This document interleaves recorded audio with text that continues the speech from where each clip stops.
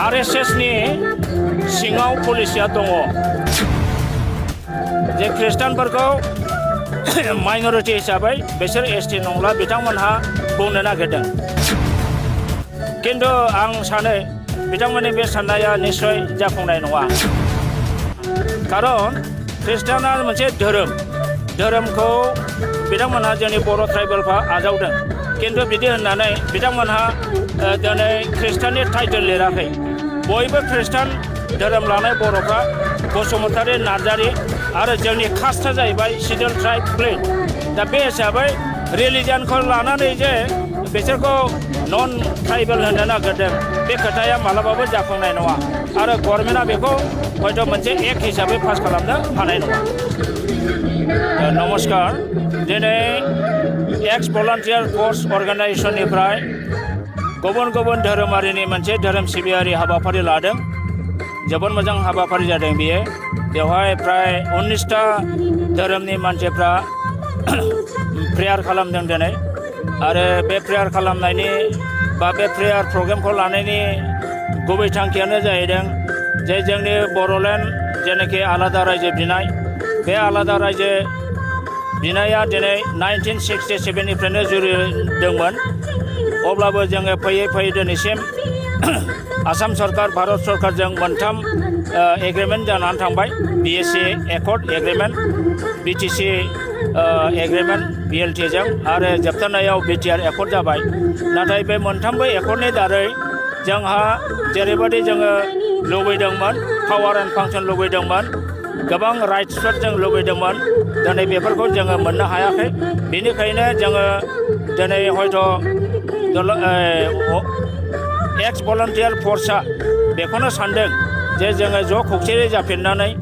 गुबुन गुबुन धोरोम जातिफोरनि मानसिफोरखौ ज' खालामनानै गोदानै मोनसे सेपारेट स्टेट बर'लेण्ड बिनायखौ सिमां लानानै हयथ' बे हाबाफारिखौ बिथांमोनहा लादों बेहाय आंहा फुल सापर्ट दङ जोङो गुबुन गुबुन दल संगठना ज' जानानै गणतान्त्रिक पद्धतिजों सोमावसारफिननानै बड'फा उपेन्द्रनाथ ब्रह्मनि जे सिमां जे थांखिमोन जे सेपारेट स्टेट बड'लेण्ड बेखौ जोङो जेरैबाबो जोङो मोनफुंहोनो आरोबाव खेबसे फोर्थ टाइमनि थाखाय सोमावसारनो जोङो थांगासिनो दङ आरो बेवहाय एक्स भलान्टियार फर्सआ निश्चय बिराद मैखोमै बिथांमोनहा बाहागो लागोन बेजों लोगोसे गुबुन गुबुन आफादफोरखौ ज' खालामनो नाजानाय जाबाय RSS नि सिङाव पलिसिया दङ जे खृष्टानफोरखौ माइनरिटि हिसाबै बिसोर ST नंला बिथांमोनहा बुंनो नागिरदों किन्तु आं सानो बिथांमोननि बे साननाया निश्चय जाफुंनाय नङा खारन खृष्टाना मोनसे धोरोमखौ बिथांमोनहा जोंनि बर' ट्राइबेलफ्रा आजावदों किन्तु बिदि होननानै बिथांमोनहा दिनै खृष्टाननि टाइटेल लिराखै बयबो खृष्टान धोरोम लानाय बर'फ्रा बसुमतारी नार्जारी आरो जोंनि कास्टआ जाहैबाय सिडुल ट्राइब प्लेन दा बे हिसाबै रिलिजनखौ लानानै जे बिसोरखौ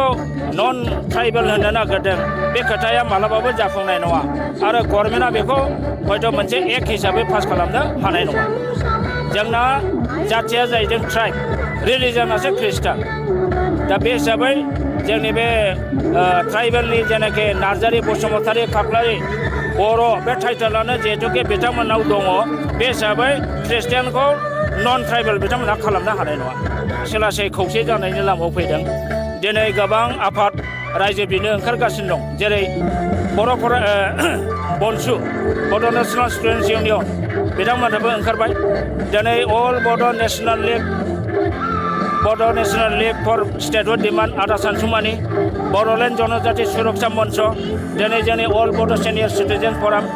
ओमफ्राय एक्स भलान्टियार फर्स अर्गानाइजेसन बड' राइटार्स एकाडेमि गासिबो दिनै ज' जादों आरो उद्देश्यआ ज' जानानै जोङो सेपारेट स्टेट बिनाय बेनो थांखि बहुत डिस्टार्ब